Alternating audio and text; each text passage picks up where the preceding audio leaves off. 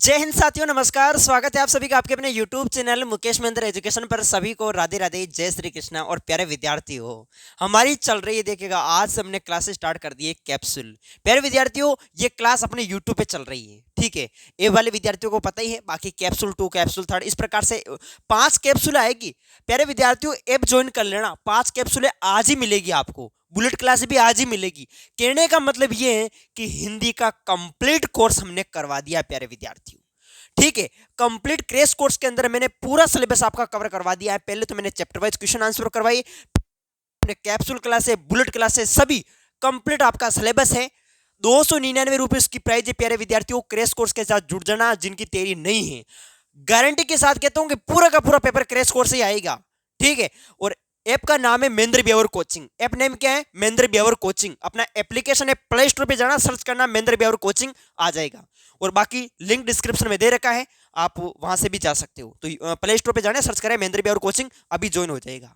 प्यारे विद्यार्थियों, अभी टाइम है सब कुछ करने का, कि यही समय है सब कुछ करने का, बस इसे खोना नहीं है। ये 12th प्यारे विद्यार्थियों, एक बार निकल गई तो फिर आप ऐसे नहीं सोचोगे भाई मेरे वापस 12th आएगी, मैं वापस मेरे अच्छे परसेंटेज बनेंगे, नहीं। यही समय है सब कुछ करने का प्यारे विद्यार्थियों। अभी जाओ, ऐप ज्वाइन कर लेना। जिनकी तैयारी कुछ भी नहीं है, अभी जुड़ जाना क्रैश कोर्स के साथ। जिन्होंने क्रैश कोर्स ज्वाइन कर लिया हिंदी का, उसके 100 में से 100 नंबर है प्यारे विद्यार्थियों, ठीक है। तो ये ध्यान रखा। चलो मैं स्टार्ट करता हूं। आज की हमारी जो है वो कैप्सूल 1 रहने वाली है। कैप्सूल 1 रहने वाली प्यारे विद्यार्थियों हिंदी की। अब इसको मैं यूट्यूब पे भी चलवा रहा हूँ, यूट्यूब पे भी चला रहा हूँ। इसकी कैप्सूल 2, कैप्सूल 3 आपके 5 कैप्सूल ऐप के अंदर ही आएगी, ठीक है। चलो स्टार्ट करते हैं। ज्वाइन नहीं किया तो ज्वाइन कर लेना। तो आज की कैप्सूल 1 है, जिसका पहला क्वेश्चन है प्यारे विद्यार्थियों कि जन्म से ही वे अपने साथ लाते हैं कपास। डायरेक्ट मैंने देखो 4 ऑब्जेक्टिव आएंगे आपके सामने, ऑप्शन मतलब 4 ऑप्शन आएंगे, आपको एक करना होगा। लेकिन मैंने डायरेक्ट लिख रखा प्यारे विद्यार्थियों, बस ऐप के अंदर इसी प्रकार से उसके साथ में पीडीएफ मिलेगी। मैं रिवीजन करवाऊंगा, उसके पीडीएफ साथ साथ में मिलेगी। मैं कह रहा हूं अगर आपने ऐप ज्वाइन कर लिया तो आप 5-6 दिन के अंदर हिंदी का कंप्लीट कोर्स कर दोगे। 5-6 दिन के अंदर ही कंप्लीट। क्या पढ़ना, क्या नहीं पढ़ना, क्या छोड़ना, क्या नहीं, मतलब क्या पढ़ना है और क्या नहीं पढ़ना, ये सब मैं आपको ऐप के अंदर बता दिया मैंने। बस इंपॉर्टेंट क्वेश्चन आंसर ज्यादा विस्तार से भी नहीं बताया है, जो मोस्ट है, जो एग्जाम की दृष्टि से इंपॉर्टेंट है, और गारंटी है कि एक क्वेश्चन भी उससे बाहर नहीं जाएगा, ठीक है। तो जन्म से ही वे अपने साथ लाते हैं, क्या लाते हैं प्रिय विद्यार्थियों? कपास, ठीक है। और कपास आप सभी विद्यार्थियों को पता है किसका प्रतीक है? ये कोमलता का प्रतीक है। किसका प्रतीक है? कोमलता का प्रतीक है, ध्यान रखना। कविता एक उड़ान है, किसके बहाने एक उड़ान है कविता? प्रिय विद्यार्थियों, कविता जो है वो आपकी चिड़िया के बहाने एक उड़ान है। कविता की उड़ान, भला चिड़िया क्या जाने। कविता के बहाने, कविता कुंवर नारायण द्वारा रचित। याद रखिएगा प्रिय विद्यार्थियों, कविता एक उड़ान है, किसके बहाने एक उड़ान है? चिड़िया के बहाने। कुंवर नारायण जी कहते हैं कि चिड़िया की जो उड़ान होती है, चिड़िया की उड़ान, चिड़िया की जो उड़ान होती है वो क्या होती है? सीमित, सीमित होती है। क्या होती है? सीमित। वो अपने कुछ ही क्षेत्रों, आसपास के एरिया में मतलब जो है आसपास के एरिया में ही उड़ती है। उसी प्रकार चिड़िया जो कल्पना के माध्यम से जो कविता है, कविता कल्पना के माध्यम से, इसकी जो उड़ान की बात करें तो इसकी उड़ान असीमित है। यानी कविता की उड़ान की कोई सीमा नहीं और चिड़िया की उड़ान की सीमा है, ठीक है प्यारे विद्यार्थियों, ये ध्यान रखना। छोटा मेरा खेत चौकोना लेखक ने किसे कहा है? प्रिय विद्यार्थियों, वो कागज के एक पन्ने को कहा है, ठीक है। याद रखना, उमा शंकर जोशी का जो प्रमुख है ना, आपको पता होगा, छोटा मेरा खेत। तो छोटा मेरा खेत चौकोना लेखक ने किसे कहा है? तो ये कागज के पन्ने को कहा है। ये ऑब्जेक्टिव में आएंगे, ध्यान रखना, वेरी इंपॉर्टेंट क्वेश्चन है। आपको घबराने की कोई आवश्यकता नहीं है। मैं फिर कह रहा हूँ कि क्रैश कोर्स ज्वाइन कर लिया तो आपके 100 में से 100 नंबर पक्के हैं। सभी सब्जेक्ट के मिल जाएंगे। जिनका भी क्रॉस कोर्स चाहिए मैसेज कर देना, मतलब मैसेज क्या है, सॉरी, आप जो है प्ले स्टोर पे जाना, सर्च कर लेना महेंद्र ब्यावर कोचिंग, ये अपना ऐप है, ठीक है। ये देखो इस प्रकार से सर्च कर लेना, ये महेंद्र ब्यावर कोचिंग। पहलवान की ढोलक अध्याय के लेखक कौन है? तो पहलवान की ढोलक अध्याय के लेखक है आपके फणेश्वर नाथ रेणु। कौन है प्रिय विद्यार्थियों? फणेश्वर नाथ रेणु, याद रहना। अब आपको ये भी याद रहना है, काले मेगा पानी दे। अरे काले मेगा पानी दे पाठ किसका है? ये आपका किसका है? काले मेगा पानी दे धर्मवीर भारती का है, तो यहाँ पर लगाओ धर्मवीर भारती, ठीक है। बाजार दर्शन चैप्टर किसका है? बाजार दर्शन जैनेन्द्र कुमार का, तो जैनेन्द्र कुमार। भक्तिन किसकी रचना है? तो भक्तिन महादेवी वर्मा की, तो महादेवी वर्मा, ठीक है ना। इस प्रकार से ये यहाँ सीरीज के फूल किसकी रचना? सीरीज के फूल हजारी प्रसाद द्विवेदी जी की। तो ये चैप्टर नाम थोड़ा आपको याद रखना, यहां से भी 1 नंबर के अंदर पूछा जा सकता है। देखो, मनुष्य की क्षमता किस बात पर निर्भर करती है? मनुष्य की क्षमता किस बात पर निर्भर करती है? जाति प्रथा तथा श्रम विभाजन, आपको भीमराव अंबेडकर द्वारा रचित। तो जाति प्रथा जो है वो मनुष्य की क्षमता किस बात पर निर्भर करती है? प्रिय विद्यार्थियों, मनुष्य की क्षमता किस बात पर निर्भर करती है, ये चैप्टर क्वेश्चन है। देखो, शारीरिक वंश परंपरा सही है, सामाजिक उत्तराधिकारी सही है, और मनुष्य के अपने प्रयास, बिल्कुल डी ऑप्शन राइट हो जाएगा प्रिय विद्यार्थियों, ऑप्शन नंबर डी, ठीक है ना। नेक्स्ट देखो अगला क्वेश्चन क्या है। अगला क्वेश्चन है आपके सामने कि सीरीज के फूल को, वेरी वेरी इंपॉर्टेंट क्वेश्चन है। सीरीज के फूल को किसके समान बताया गया है? तो सीरीज के फूल को प्यारे विद्यार्थियों अवधूत के समान बताया गया है, और अवधूत का जो अर्थ होता है वो होता है सन्यासी। क्या होता है? अवधूत का अर्थ क्या होता है प्यारे विद्यार्थियों? सन्यासी होता है। तो याद रखना है कि भाई सन्यासी, उसको भी कोई सुख दुख की चिंता नहीं, उसे समाज क्या क्या सोचता है उसके बारे में उसे कोई मतलब नहीं। जिसी प्रकार सीरीज का फूल ना लू गर्मी इतनी तेज धूप के अंदर ही वो खिलता रहता है, ठीक है। तो इस प्रकार से जो है सीरीज के फूल की कवि जो है कवि तुलना करता है किसके साथ? अवधूत के साथ, सन्यासी के साथ। हिंदी भाषा को शुद्ध रूप से बोलने और लिखने संबंधी, देखो प्रश्न इंपॉर्टेंट है, हिंदी भाषा को शुद्ध रूप से बोलने और लिखने संबंधी नियमों की जानकारी देने वाला शास्त्र क्या कहलाता है? किसी भी भाषा को शुद्ध रूप से पढ़ना है, लिखना है, उसके ढंग को क्या कहा जाता है? तो उसको कहते हैं व्याकरण। क्या कहते हैं प्यारे विद्यार्थियों? व्याकरण शास्त्र। एक ऐसा शास्त्र जिसके तहत हम शुद्ध भाषा को हम बोल सकते हैं, लिख सकते हैं, ठीक है। हिंदी भाषा को शुद्ध रूप से बोलने वे लिखने के ढंग को ही व्याकरण कहा जाता है, व्याकरण शास्त्र। और इसके अंक कितने? इसके 4 अंक प्रिय विद्यार्थियों, 4 अंक। लेकिन आपको क्या करना है? 3 अंक करना है। क्यों? देखिएगा मैं समझा रहा हूं आपको। आपको देखो एग्जामिनर अगर ऑप्शन के अनुसार बात के व्याकरण के कितने अंक है? 3, 4, 2, 1। तो आपको क्या करना होगा? 3 करना होगा। हाँ बिल्कुल, वहां पर आप नोट लगा के लिख सकते हैं कि वैसे व्याकरण के अंक 4 माने गए हैं। वर्ण विचार, शब्द विचार, पद विचार और वाक्य विचार। सबसे पहले वर्ण। अरे वर्ण से बनता है शब्द, और शब्द से बनता है पद, और पद से बनता है वाक्य, ठीक है। अब डायरेक्ट ये जो है अपने एनसीईआरटी के अनुसार हम देखें तो वर्ण है, वर्ण के बाद में शब्द है, और शब्द के बाद में वाक्य है, पद का उल्लेख ही नहीं। बाकी 4 अंग माने गए व्याकरण के, ये आपको ध्यान रखना प्रिय विद्यार्थियों। चलो आगे देखो। आधुनिक संचार माध्यमों में सबसे पुराना माध्यम पूछा है। आधुनिक संचार माध्यमों में सबसे पुराना माध्यम है प्रिंट मीडिया। कौन सा? प्रिंट मीडिया, जिसको क्या बोल सकते हैं? समाचार पत्र। समाचार पत्र प्रिय विद्यार्थियों ये आधुनिक माध्यमों में सबसे पुराना माध्यम है। अगर मैं आपको पूछूं कि आधुनिक माध्यमों में सबसे मतलब खर्चीला जनसंचार माध्यम कौन सा है? खर्चीला जनसंचार माध्यम, देखो एक्स्ट्रा फैक्ट भी बता रहा हूं आप सभी को। खर्चीला जनसंचार माध्यम कौन सा है? तो खर्चीला जनसंचार माध्यम की बात करें तो वो आपका है इंटरनेट। इंटरनेट प्रिय विद्यार्थियों ये खर्चीला जनसंचार माध्यम है, ठीक है। सबसे पुराना माध्यम की बात करें तो आपके सामने यही आएगा। आधुनिक संचार माध्यम में सबसे पुराना माध्यम प्रिंट माध्यम यानी समाचार पत्र की बात होगी, ठीक है नहीं, ये ध्यान रखना है। चलो आगे देखते हैं। अगला क्वेश्चन आपके सामने देखो। किसी खबर का घटना स्थल से सीधा प्रसारण क्या कहलाता है? वेरी इंपॉर्टेंट है, लाइव कहलाता है, लाइव। अब यहां कोई घटना घटित हुई तो इसको लाइव के माध्यम से यहां जो घटना घटित हो रही है वो सीधे वहां से लोग देख रहे हैं, तो ये लाइव प्रसारण ही तो हुआ, ठीक है। किसी खबर का घटना स्थल से सीधा प्रसारण क्या कहलाता है? लाइव कहलाता है। प्रिय विद्यार्थियों इंपॉर्टेंट है। मोहनजोदड़ो किस काल के शहरों में सबसे बड़ा है? तो मोहनजोदड़ो प्रिय विद्यार्थियों ताम्रकाल। किस काल में? ताम्रकाल में। और हाँ मोहनजोदड़ो में बात करें कुओं की संख्या कितनी थी? 700 कुएं थे। कितने कुएं थे? 700। और मोहनजोदड़ो का अर्थ क्या होता है? मृतकों का टीला। क्या होता है? मृतकों का टीला। और इसकी खोज किसने की थी? राखालदास बनर्जी ने। किसने की? राखालदास बनर्जी ने। कब की? 1922 में की। किसके नेतृत्व में की? जॉन मार्शल के नेतृत्व में की। अरे पर्सन कहां से बाहर चला जाएगा प्यारे विद्यार्थियों? है एक पर्सन बाहर नहीं जाएगा, मैं कह रहा हूं, दावा ठोकर कहता हूं प्यारे विद्यार्थियों। बस क्रैश कोर्स ज्वाइन कर लेना, ये कैप्सूल 1 है। अब कैप्सूल 1 के अंदर देखो इस प्रकार से, कैप्सूल 2, कैप्सूल 3 इस प्रकार से चलेगी आपके सामने। मान लो इसके अंदर 25 क्वेश्चन होंगे तो उसके अंदर 30 क्वेश्चन होंगे, उसमें 35 क्वेश्चन होंगे, 40 क्वेश्चन होंगे, क्वेश्चन भी बढ़ते जाएंगे कैप्सूल के अंदर। 5 कैप्सूलें होगी और आपके बुलेट क्लास से चली रही है, ठीक है। 5 कैप्सूल आज ही आ जाएगी, बुलेट क्लास भी आ जाएगी आज। 2 बुलेट क्लास करवा दूंगा आज कंप्लीट। आज क्रैश कोर्स तो आज देखना कंप्लीट हो जाएगा हिंदी का, बस ठीक है। ऐप पर चलेगी वो सब, ऐप पर चलने वाली। कविता के पंख लगा उड़ने के माने कौन नहीं जानता? अरे कविता के पंख लगा उड़ने के माने चिड़िया क्या जाने, चिड़िया क्या जाने, ठीक है नहीं, ये याद ना प्रिय विद्यार्थियों। चिड़िया हो जाएगा, ऑब्जेक्टिव में भी पूछ सकता है आपको।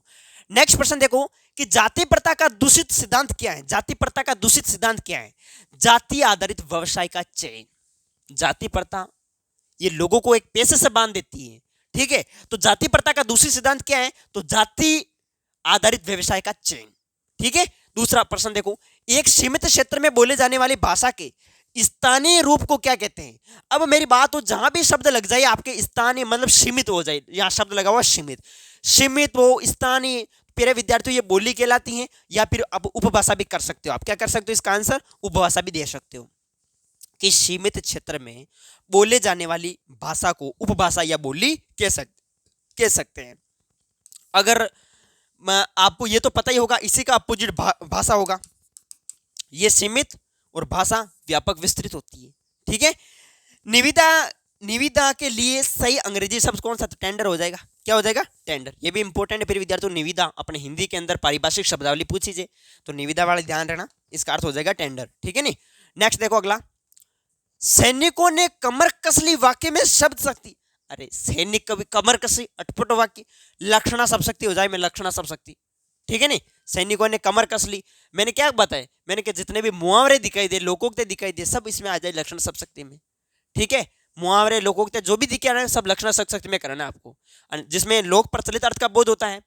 साधारण सा वाक्य दे रखा होता है। राम पुस्तक पढ़ता है, कौन पुस्तक पढ़ रहा है? राम पढ़ रहा है, तो साधारण सा वाक्य में सब कौन सब शक्ति, सब लक्षण अभिधा सब शक्ति होगी। ठीक है। अब अटपट वाक्य थोड़ा दिखा जाए, सैनिकों ने कमर कस ली, मोहन गधा है। मोहन कभी गधा हो सकता है? जो तो मारा ऊन तो पकड़ने। मोहन ने सामने जान बोल दियो कि मोहन गधा है, ले निकाल जूतों को उड़ावे, तो मोहन कभी गधा नहीं हो सकता प्यारे विद्यार्थियों। मोहन एक व्यक्ति है, मोहन एक इंसान है, मोहन एक बच्चा हो सकता है। ठीक है। और वो कभी गधा नहीं बन सकता। गधा का बच्चा गधा हो सकता, गधा का बच्चा गधा हो सकता, लेकिन ये इंसान कभी गधा नहीं हो सकता है। ठीक है। हाँ, हम ऐसे कह सकते हैं मूर्ख। ठीक है। वैसी बात, सैनिकों ने कमर कस ले, लक्षणा सब शक्ति हो जाएगी। ये सब अटपटे वाक्य जो भी दिखाई दे सब टैग दो लक्षणा सब शक्ति में। जब किसी शब्द का अर्थ ना तो अभिधा से प्रकट होता है और ना ही लक्षणा से, तो वहां पर सब शक्ति। अभिधा से भी नहीं, लक्षणा से नहीं, तो होंगी कौन सी? व्यंजना होगी। बस तीन ही तो सब शक्ति है ना, एक तो अभिधा सब शक्ति, एक लक्षणा, एक व्यंजना, बस। ठीक है। चारू चंद्र की चंचल किरणें खेल रही थी जल थल में, पंक्ति में अलंकार कौन सा है? चारू चल। अरे च च च, एक ही बार च की ध्वनि सुनाई दे रही है, एक ही वर्ण की आवृत्ति बार बार हो रही है। कौन सा अलंकार हो? अनुप्रास अलंकार कौन की? अनुप्रास अलंकार होगी। प्यारे विद्यार्थियों, क्रैश कोर्स ज्वाइन कर लेना। हिंदी व्याकरण मैंने कंप्लीट करवा दी, उसके अंदर अभिव्यक्ति माध्यम पर आधारित क्वेश्चन कंप्लीट मैंने करवा दी है।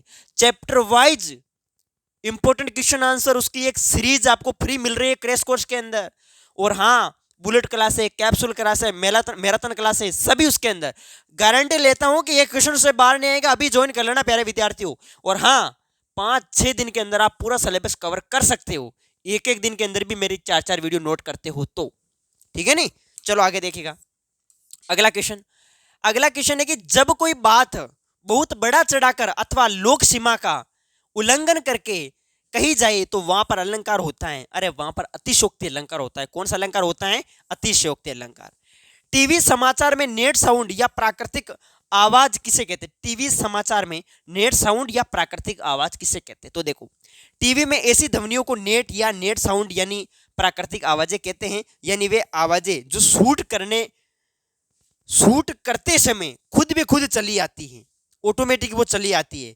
जैसे रिपोर्टर किसी आंदोलन की खबर ला रहा है हो, जिसमें खूब नारे लगे हो पीछे, वो तो मतलब रिपोर्टर जैसे इंटरव्यू ले रहा है किसी का और पास में बहुत नारे लग रहे हो, तो वो जो आवाज आ रही है वही तो है आपके सामने। ठीक है। वो नेट साउंड प्राकृतिक आवाज, बस ये करना है आपको। इसी प्रकार से अगला देखो, सब क्वेश्चन मैक्स में प्यारे विद्यार्थियों कैप्सूल के अंदर ऐसे मत सोचना। कैप्सूल के अंदर जैसा आपका बोर्ड का पेपर बनेगा ब्लूप्रिंट के अकॉर्डिंग, जैसा बोर्ड का पेपर पूछेगा वैसा का वैसा ही मैंने क्वेश्चन आंसर ले रहा हूं प्यारे विद्यार्थियों, मोस्ट। ठीक है। तो देखो, कैमरे में बंद अपैज कविता का मूल भाव लिखेगा। Very very question important. तो कैमरे में बंद अपैज कविता आप सभी विद्यार्थियों को पता किसकी रचना है? अरे किसकी है? कैमरे में बंद, रघुवीर शाही की। रघुवीर शाही का चैप्टर है ना कैमरे में बंद अपैज। तो प्यारे विद्यार्थियों, इस कविता में कवि ने जो है मीडिया को संवेदनहीनता का चित्रण किया है। यहां पर एक अपहिज व्यक्ति, कैमरे में बंद अपहिज में क्या होता है? एक अपंग व्यक्ति था, उसको मीडिया कर्मी तरह तरह के प्रश्न पूछ रहे हैं जो कि उसे नहीं पूछने चाहिए थे। आपको अपहिज होकर कैसा लग रहा है? क्या उसे पूछना चाहिए ये प्रश्न? नहीं ना। तो उसकी यातनाओं के साथ ठेस पहुंचाया जा रहा है। एक अपंग के साथ है जो है अच्छा व्यवहार नहीं कर रहे, वो संवेदनहीनता का चित्रण किया है। उसने ये बताने का प्रयत्न किया है कि मीडिया के लोग किसी प्रकार से दूसरे के दुख को भी व्यापार का माध्यम बना लेते हैं। अब वहां पर देखो, लोगों को बता रहे हैं, ठीक है, ताकि वो उसका कार्यक्रम और आकर्षक रोचक बन सके। बंद करो ना इसको 2 मिनट के लिए, बंद करो, क्लास होने दो फिर। हाँ ठीक है मेरे विद्यार्थियों, माध्यम बना लेता है। व्याख्या, कवि कहता है कि दूरदर्शन वाले अफाइज का मानसिक शोषण करते, बिल्कुल शोषण कर रहे हैं, जाहिर सी बात है शोषण ही कर रहे हैं। ठीक है, बेचारे को रुलाना चाहते हैं ताकि, और उसे तरह तरह के प्रश्न पूछे जा रहे हैं। वो आगे देखिएगा, भक्तिन के किन दुर्गुणों के बारे में लेखिका अध्याय में लेखिका ने अध्याय में बताया। भक्तिन के अंदर भी दुर्गुण थे। आप सभी विद्यार्थियों को पता होगा, भक्तिन जो महादेवी वर्मा की सेविका थी। भक्तिन का वास्तविक नाम क्या था? लक्ष्मी था, और लक्ष्मी को धन व सौभाग्य की देवी माना जाता है। और भक्तिन ये सोच रही थी कि ये चाह रही थी कि मुझे मेरे वास्तविक नाम से कोई नहीं पुकारे, क्योंकि उसकी जो दयनीय स्थिति वो ठीक नहीं थी। और लक्ष्मी का अर्थ होता है धन व सौभाग्य की देवी। तो भक्तिन जब महादेवी वर्मा से नौकरी मांगने गई तब महादेवी से अनुरोध किया कि मुझे मेरे वास्तविक नाम से नहीं पुकारा जाए। तब महादेवी ने भक्तिन की जो वेशभूषा थी, उसके गले में जो कंठी माला थी, उसको देखकर उसका नाम रख दिया भक्तिन। ठीक है, तो जो भक्तिन है प्यारे विद्यार्थियों, उसके अंदर भी कुछ दुर्गुण थे। कौन कौन से वो देखते हैं कि देखो भक्तिन के किन दुर्गुणों के बारे में लेखिका ने अध्याय में बताया। पहला दुर्गुण था कि भक्तिन घर में इधर उधर पड़े रुपये पैसे को भंडार घर की मटकी में छुपा छुपा देती और अपने इस कार्य को चोरी नहीं मानती थी। अब देखो भक्तिन महादेव वर्मा के इधर उधर पैसे पड़िया है, उठा उठा उठा उठा कोथरे में डाले है, और फिर बोले मटकी में डाल रही, किट डाले कि रुपए पैसे को भंडार घर की मटकी में छुपा देती। अब मटकी का मायने छुपा दे ठीक है, देव भक्तिन को मजो और अपने इस कार्य को चोरी नहीं मानती थी। जब महादेव वर्मा को पता चलता है तो, और फिर वो बात पर बात बोलती कि ये कोई चोरी नहीं है, अरे आज चोरी को नहीं तो और की है? तो पहला दुर्गुण ये था। दूसरा क्या है कि महादेवी के क्रोध से बचने के लिए भक्तिन बात को इधर उधर करके बताने को झूठ नहीं मानती है, इधर उधर करके बताने को झूठ नहीं मानती, झूठ भी बोलती और क्या मैं तो झूठ बोलूँ को नहीं। ठीक है, बात ने इधर उधर टाल दे। तो ये कुल मिला के ऐसा महादेवी वर्मा, ठीक है, उसके कुछ निर्गुण भी थे, भक्तिन के दुर्गुण थे, दुर्गुण। ठीक है, तो दुर्गुणों के बारे में यहाँ पर जो है महादेवी ने अपने इस अध्याय के अंदर बताया है। तो ये भी इस प्रकार से भी प्रश्न एग्जाम में पूछा जाएगा, ध्यान रखना। यशोधर बाबू के लिए भूषण ऊनी ड्रेसिंग गाउन क्यों लाया था? ये भी प्रश्न इंपॉर्टेंट है। सिल्वर वेडिंग कहानी और सिल्वर वेडिंग आपको पता ही होगा, इसमें यशोधर बाबू की विवाह की 25वीं वर्षगांठ मनाई जा रही थी। उसके अंदर देखिएगा, अब यहाँ पर यशोधर बाबू का पुत्र था जिसका नाम था भूषण, वो ऊनी ड्रेसिंग गाउन लाया। अब क्यों लाया वो देखते हैं, क्यों लाया था। देखो, आधुनिकता की धारा में अपने आप को भावुक व अकेला महसूस करना। आधुनिकता की धारा में अपने आप को भावुक व अकेला महसूस करना, कौन महसूस कर रहे थे? यशोधर बाबू। ठीक है, और यशोधर बाबू किसको अपना आदर्श मानते थे? किशनदा को। और किशनदा तो इस संसार को छोड़ के चले गए थे।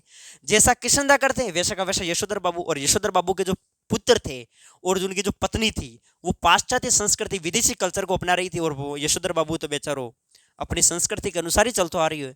ठीक है, जब भूषण ने यशोधर बाबू को उपहार में ऊनी ड्रेसिंग गाउन दिया, उसके बेटे ने भूषण ने जब यशोधर बाबू को ऊनी जो ड्रेसिंग गाउन था उसको दिया, तब यशोधर बाबू थोड़े खुश हुए कि यार वैसे तो मेरे बेटे ने देखो मुझे ऊनी ड्रेसिंग गाउन दिया।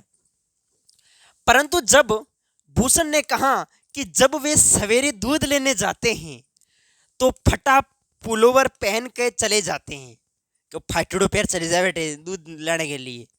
अब बात चुभ गई यशोधर बाबू की, यार देख वे बहुत ही बुरा लगता है। किसको? यशोधर बाबू को बुरा लगता है कि मैं इस फटे हुए के चक्कर में ये लेके बाकी तो नहीं लाने वाले थे, मैं तो सोच रहा था मैंने ऐसे ही पकड़ा है, मेरे था नहीं, इसलिए उसे सिर्फ अपनी प्रतिष्ठा की चिंता है।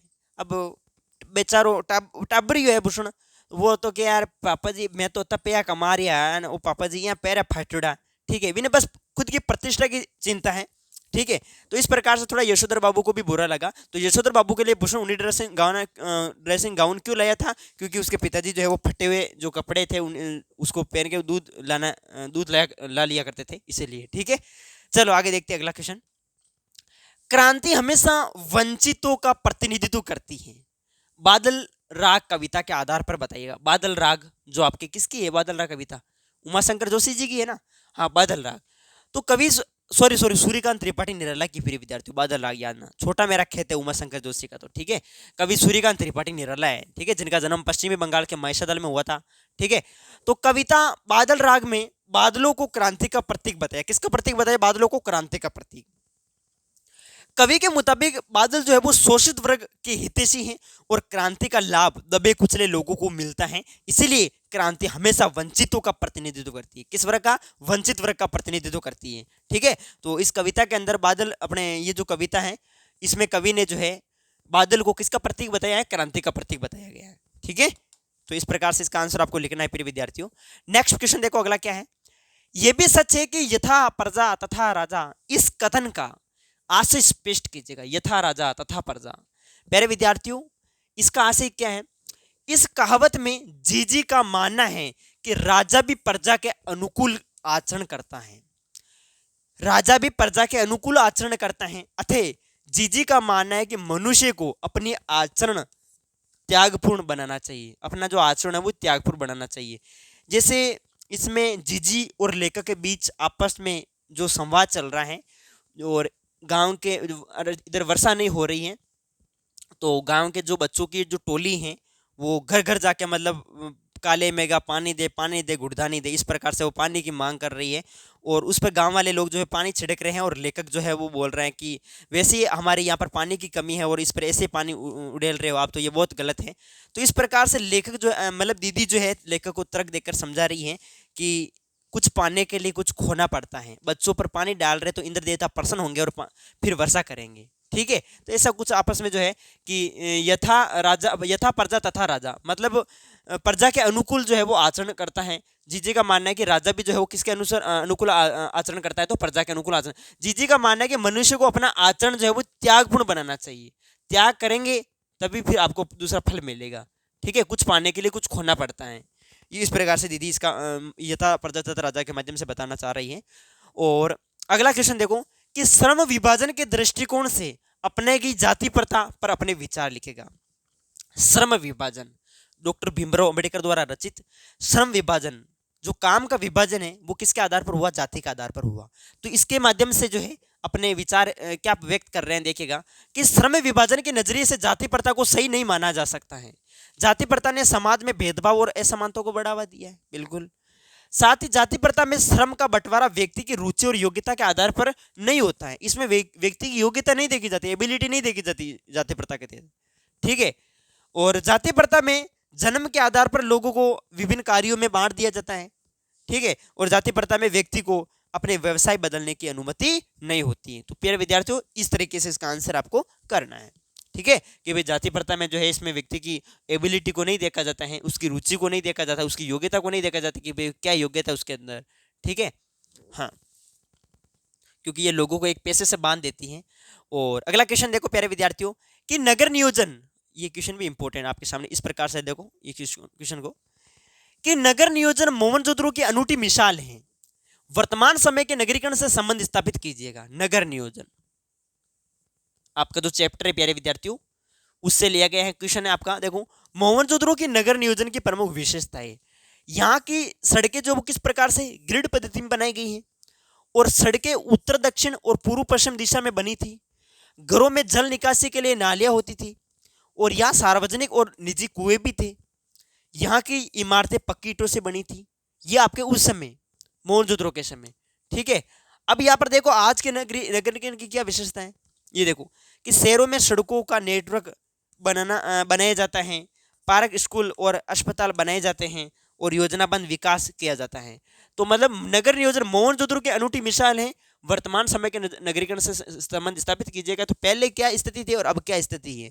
देखो अब वैसे देखा जाए तो फिर विद्यार्थियों पहले भी क्या पता इतनी टेक्नोलॉजी नहीं थी, फिर भी अच्छा विकास करते थे उस समय। देखो नालियाँ जो है वो इस प्रकार से बनाई, मैं कई बार मैंने बताया है इस तरीके से। मोहनजोदड़ो में आप देखेंगे तो नालियाँ इस प्रकार से बनी होती थी, ठीक है, इस तरीके से वो इस प्रकार से बनी हुई थी। अब यहाँ पर गंदा पानी आ रहा है तो यहाँ इकट्ठा हो जाएगा, यहाँ इकट्ठा हो जाएगा, और बस इसी की सफाई करनी पड़ेगी। अब वर्तमान में अपन देखेंगे तो नालियाँ अब वर्तमान में ऐसे बन रही, बस ऐसे वो ऐसे बनी जा रही है, तो बस ये पूरी नाली की सफाई करनी पड़ेगी, साफ सफाई। अब उस समय बस इसी के हो गई, जो ये कुट्टा बना गया ये कुंडा इसी के कर देते चैम्बर, ठीक है, इसके कर देती सफाई। तो ये है। इसके अलावा बात करें फीचर लेखन, ये देखो फीचर लेखन, फीचर लिखते समय किन किन बातों का ध्यान रखना चाहिए। पहली बात तो फीचर हम लिखने जा रहे हैं तो वो मनोरंजकपूर्ण होना चाहिए, सरल सरल शब्दों का उसमें प्रयोग होना चाहिए, ठीक है। ये देख सकते हैं फीचर किसी घटना या यात्रा पर आधारित होना चाहिए, मतलब कोई घटना घटित होनी चाहिए उसी पर फीचर लिखा जाता है, ठीक है। और फीचर की शुरुआत में ऐसी घटना का जिक्र हमें करना चाहिए जिससे पाठक का मनोरंजन हो और वे पूरा लेख पढ़ने की उत्साह रखे। शुरुआत में हमें ऐसी लाइनें उसके अंदर ऐड करनी है जिससे पढ़ते पढ़ते मजा आ जाए और वो पूरा पढ़ सके, ठीक है।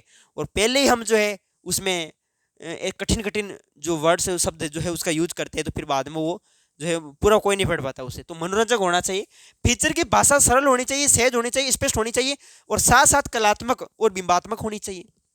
फीचर में तथ्यों को मनोरंजक ढंग से प्रस्तुत किया जाता है। तो ये चारों पॉइंट आप जो है विद्यार्थी अच्छे से नोट कर लेना। फीचर को लिखते समय क्या क्या जो है प्रमुख बातों का ध्यान रखना चाहिए, तो ये आपको करना है, ठीक है। नेक्स्ट बस इसी के साथ प्यारे विद्यार्थियों, तो ये जो थी हमारी कैप्सूल 1 थी, और इस कैप्सूल 1 के तहत हमने ये क्वेश्चन देखे, मोस्ट इंपोर्टेंट रहने वाले हैं।